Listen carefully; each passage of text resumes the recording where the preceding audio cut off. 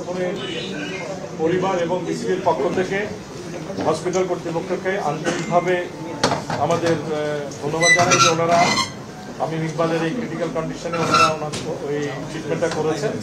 আমরা সবাই কাছে তামিমের জন্য দোয়া প্রার্থনা করছি, ফ্যামিলির তরফ থেকে এটাই আপনাদের কাছে চাওয়া যে আপনারা সবাই তার জন্য দোয়া করবেন।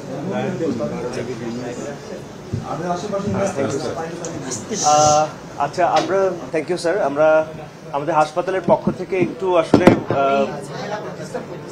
একটু ব্রিফ করি। আমরা অ্যাকচুয়ালি খুব লম্বা কিছু করবো না, আমাদের হাতে অনেক কাজ আছে, আমরা সেগুলো করা দরকার।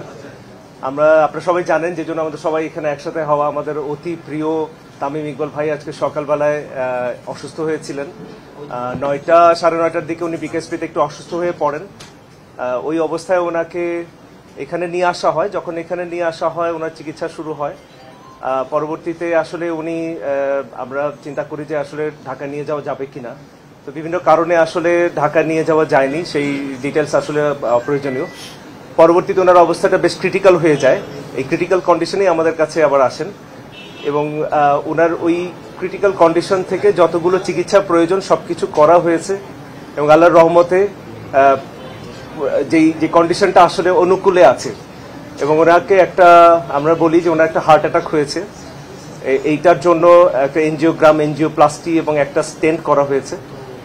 আল্লাহ রহমতে স্টেন্টিংটা খুব স্মুথলি অ্যান্ড এফিসিয়েন্টলি হয়েছে। আমাদের যে কার্ডিওলজিস্ট ডক্টর মারুফ ওনার এই একটা স্টেন্টিং করেছেন এবং ভেরি এফিসিয়েন্টলি, এবং ওনার এই ব্লকটা পুরোপুরি চলে গেছে এখন। বাট অবশ্যই আমরা যেমনটা বলছিলাম যে একটু ক্রিটিক্যাল কন্ডিশনে ছিল, স্টেন্টিং এর পরেও এখনো উনি অবজারভেশনে আছেন এবং ক্রিটিক্যাল কন্ডিশনে এখনো কাটেনি, এটা একটু সময় লাগবে। আর আমরা সবাই ওনার জন্য প্রাণপণ চেষ্টা করছি এবং আপনারা সবাই দোয়া করবেন আমাদের প্রিয় তামিম ভাই যেন আবার আমাদের মাঝে সুস্থ হয়ে ফিরে আসে এবং আবার খেলাধুলায় জয়েন করে। আপনাদের সবাইকে ধন্যবাদ। আমি ডক্টর রাজীব, এখানে মেডিকেল ডিরেক্টর হিসেবে আছি। আমাদের রেসপেক্টেড সিও স্যার মোহাম্মদ তৌফিক বিন ইসমাইল স্যার আমাদের হেড অফ দ্য ইনস্টিটিউট। আমার পাশে আছেন ডক্টর মনিরুজ্জামান মারুফ, উনি আমাদের এখানকার কার্ডিওলজিস্ট এবং চিকিৎসাটা অ্যাকচুয়ালি এই স্টেন্টিংটা স্যারই করেছেন।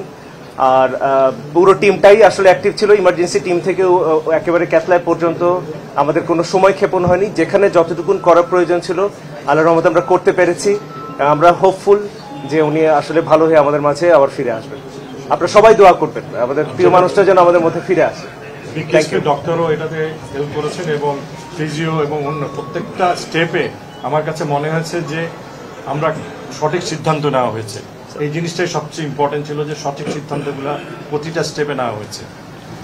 আমি আরেকটু কথা না বললেই নয়, বিকেএসপিতে যে অ্যাটেম্পটগুলো নেওয়া হয়েছে খুবই সময় উপযোগী এবং যেভাবে ওনাকে নিয়ে আসা হয়েছে এবং ওনাদের ডাক্তাররা এখানে উপস্থিত আছেন, আমি আন্তরিকভাবে ধন্যবাদ জানাই যে ওনারা সঠিক সময় সঠিক ডিসিশনটা নিয়েছেন।